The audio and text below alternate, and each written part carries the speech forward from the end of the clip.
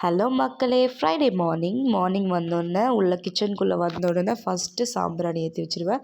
Because it gives good vibes, positive வைப்பாக இருக்கும்.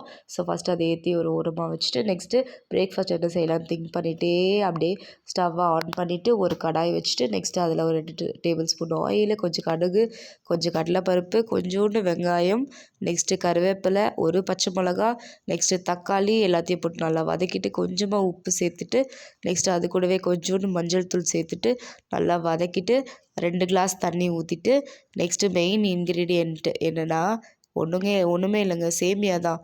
Next அதை தூக்கி இதில் போட்டு அது நல்லா கலரி விட்டு எடுத்தோன்னா சேமியா கிச்சடி ரெடி. இந்த மாதிரி டிஃபன்லாம் ஒர்க் போகிறவங்களுக்கு தான் சூட் ஆகும். பிகாஸ் நம்மளால் மார்னிங் எதுவும் பெருசாக செய்ய முடியாது. ஸோ அதனால் இந்த மாதிரி குட்டி பிரேக்ஃபாஸ்ட்டு. ஸோ நெக்ஸ்ட் வீடியோ பார்க்கலாம், மறக்காமல் சப்ஸ்கிரைப் பண்ணிடுங்க. பாய்.